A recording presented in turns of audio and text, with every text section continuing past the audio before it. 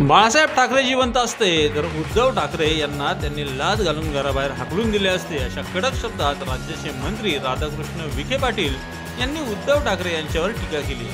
महायुतीच्या वतीने नेवासा येथे आयोजित करण्यात आलेल्या महासंकल्प विजय मेळाव्याच्या निमित्ताने सर्व पदाधिकारी आणि कार्यकर्त्यांशी संवाद साधताना ते बोलत होते। अव्यात काय म्हणाले राधाकृष्ण विखे पाटील। या व्हिडिओचे सहप्रायोजक आहेत साई समर्थ डेव्हलपर्स, खात्रीशीर बांधकाम, विश्वसनीय व्यवहार। जय गणेश डेव्हलपर्स, बांधकाम क्षेत्रातील एक तरुण नाव। अंजनी लॉन्स मंगल कार्यालय, कोंडवे धावडे, पुणे। पार्किंग, जेवणाचा स्वतंत्र हॉल आणि वधूवरांच्या सुसज्ज खोल्यांसह बजेटमध्ये असलेले एकमेव खात्रीशीर मंगल कार्यालय। आज देशामध्ये विविध आघाड्यांवर ते काम सुरू आहे,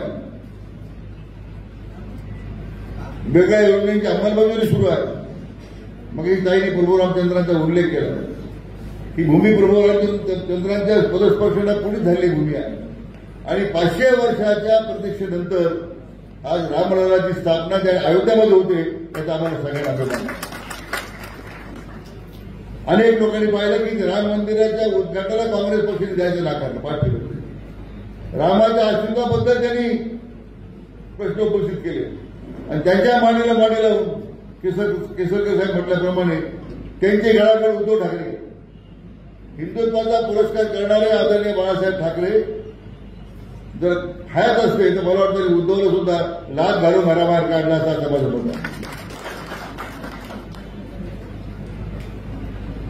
औरंगाबादच्या कबरीवर औरंगाबादला त्या ठिकाणी फुलाची फुलं तोडली जात आहे, उदारीकरण केलं जात आहे मागच्या महाविकास आघाडी सरकारच्या काळामध्ये। तरी उद्धवजी बोलत आहेत